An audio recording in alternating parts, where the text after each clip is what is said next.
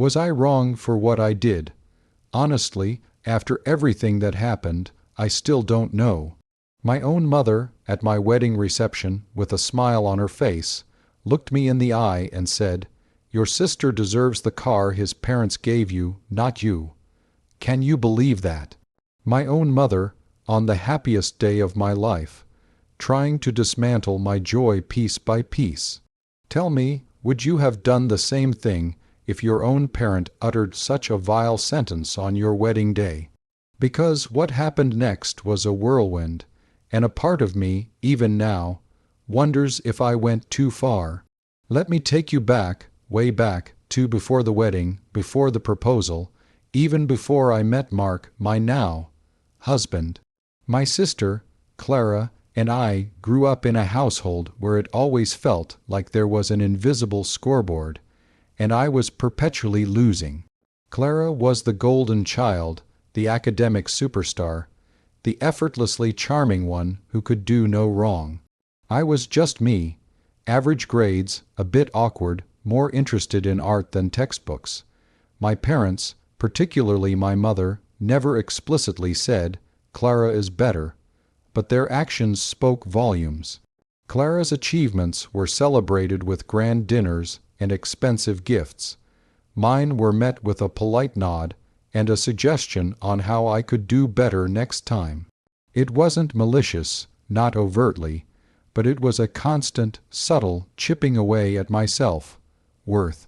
For example, when Clara got into her dream university, my parents bought her a brand new car, a sleek, shiny sedan that she had been eyeing for months.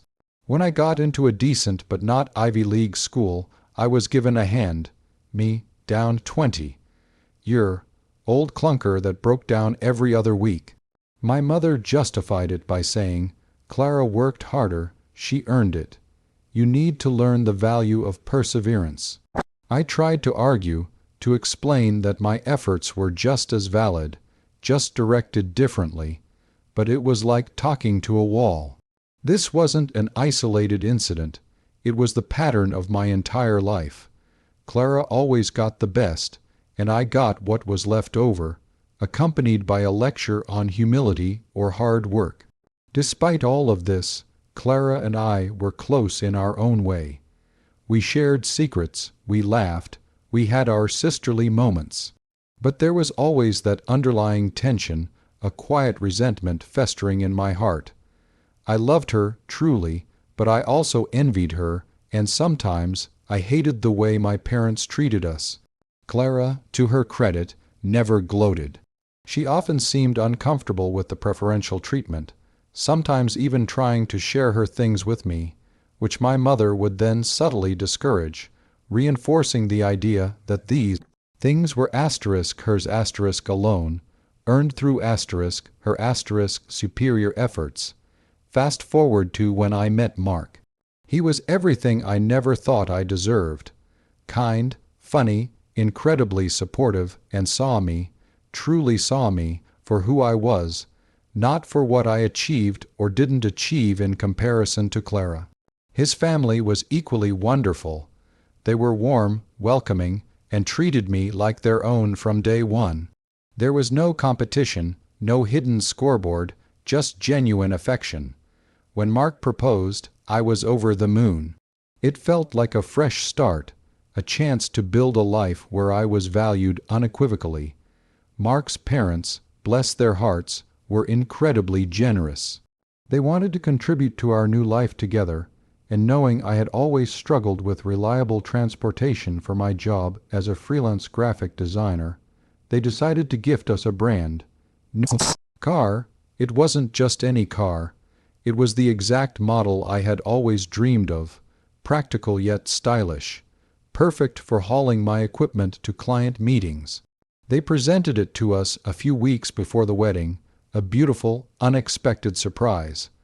I cried happy tears, overwhelmed by their kindness. My mother, however, reacted with a tight smile and a comment about how some people have it easy. Even then, a cold dread settled in my stomach. I knew this wasn't going to end well. The wedding day arrived, a beautiful, sunny afternoon. Everything was perfect. Mark looked incredibly handsome. I felt like a princess in my gown, and our friends and family were all there, celebrating our love. The ceremony was emotional, the reception lively. We were mingling, laughing, soaking in every moment. Then my mother approached me. She had been relatively quiet throughout the day, which, in hindsight, should have been a red flag.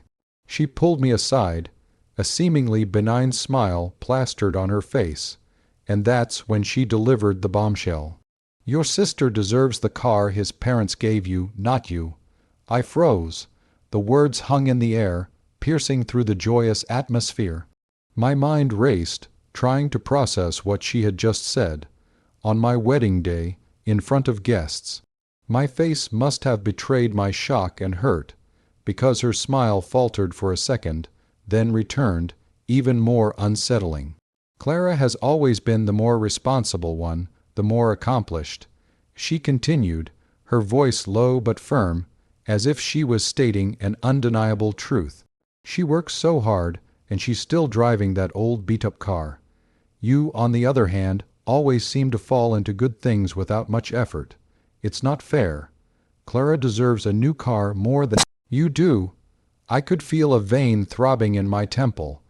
All those years of feeling second best, of being overlooked, of her subtle digs and blatant favoritism, crashed down on me. It wasn't just about the car. It was about every single slight, every dismissive comment, every time she made me feel less than. And now, on the one day I was supposed to feel unequivocally cherished, she was still trying to diminish me, to elevate Clara at my expense. It was an attack, plain and simple, a deliberate attempt to poison my happiness. So that's the situation I was in, and I had to make a choice. Here I was, surrounded by love and celebration, and my own mother had just delivered a verbal dagger, echoing a lifetime of making me feel unworthy. Before I tell you what happened next, I want you to pause and comment below what you would have done in my shoes.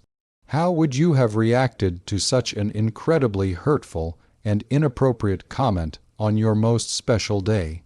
My blood ran cold, then hot with a fury I had never felt before.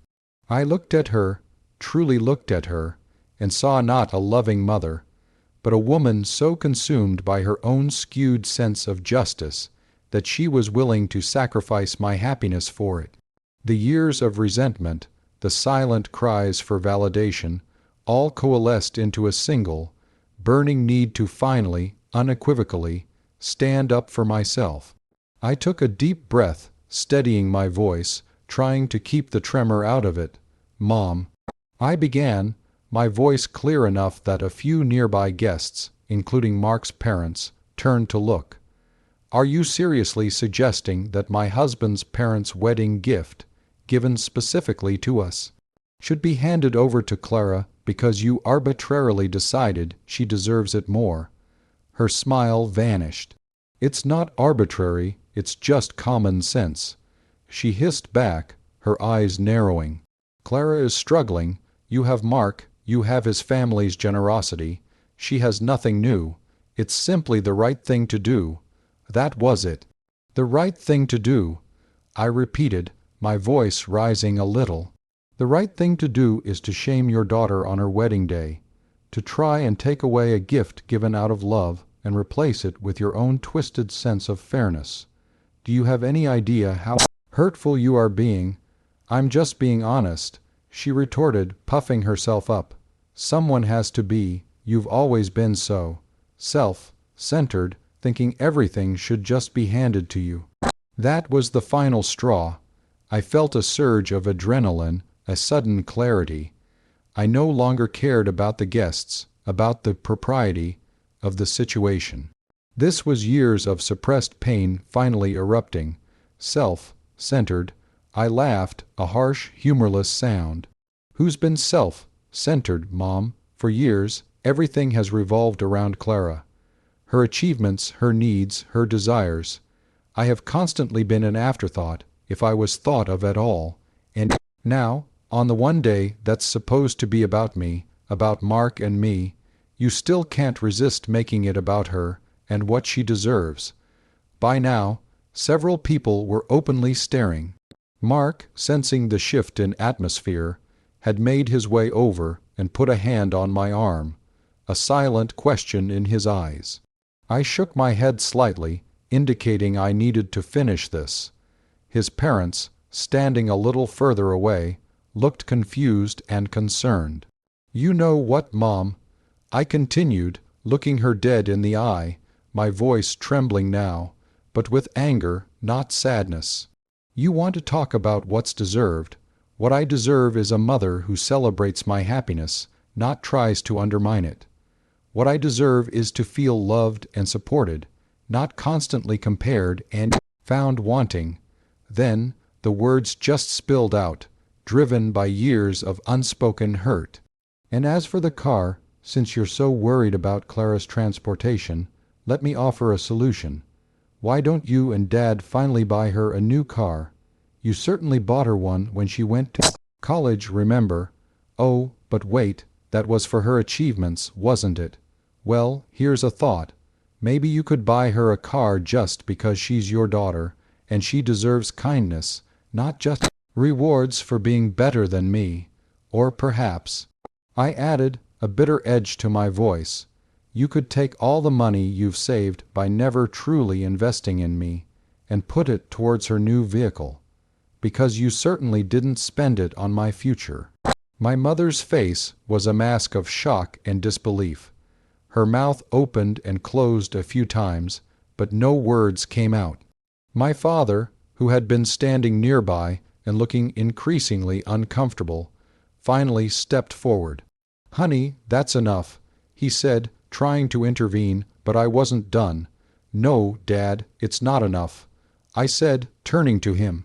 "It's never been enough. For years I've tolerated it. I've swallowed my feelings.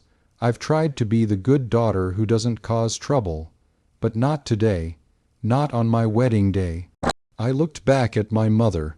"You want to talk about fairness. This isn't about fairness, Mom. This is about control, and about your inability to see past your own favoritism. And you know what? I'm done with it." Then I did something I never thought I would do. I looked at Mark's parents, who had now come closer, their faces etched with concern. "I apologize that you had to witness this," I said, my voice softening slightly, but I needed to say it, "and thank you truly for your incredible generosity. This car means the world to us, and it means even more because it came from a place of pure, unconditional love." I squeezed Mark's hand. I then turned back to my mother, a finality in my tone. "Mom, if you cannot celebrate my happiness without trying to diminish it, then frankly, I don't want you in my life.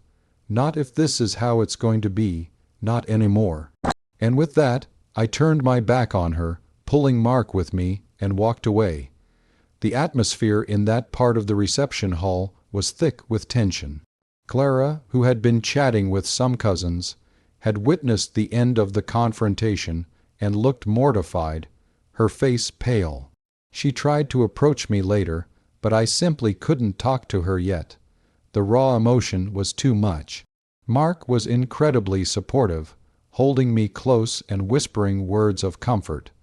His parents were understanding, expressing their sadness at the situation, but reaffirming their love for me. The rest of the wedding was a blur. My parents left shortly after, and honestly, a strange sense of peace settled over me once they were gone. It was sad, yes, heartbreaking even, but it was also liberating. I had finally, truly, stood up for myself. The aftermath was exactly what you'd expect. My mother called me the next day, not to apologize, but to accuse me of being disrespectful and ungrateful, of ruining my own wedding, and of humiliating her. I calmly told her that she had humiliated herself, and that until she was willing to acknowledge the years of emotional neglect and favoritism, and truly apologize. I needed space." "I meant it." Clara called too, much more sympathetically. She cried, saying she felt terrible, that she never asked for any of the preferential treatment. I told her I knew, and that my anger wasn't with her, but with our mother. We talked for a long time, and our relationship, surprisingly, began to heal in a way it never had before. It was as if the toxic favoritism had finally been exposed, allowing us to connect as equals. It's been a few months since the wedding. Mark and I are happily settled, and the car is fantastic. My mother and I are still estranged. It's painful, but I've realized that sometimes protecting your peace means drawing firm boundaries, even with family. I don't know if she will ever truly understand, or if our relationship will ever fully recover. But I do know this: for the first time in my life, I feel like I'm truly in control of my own worth, and that's a gift more precious than any car. So, that's my story. Was I wrong for what I did? Did I overreact, or was it a necessary stand? I'd really love to hear your thoughts. Like this video if you were on my side, subscribe for more stories like this, and share your final thoughts on this whole mess in the comments section. I'll see you all in the next story.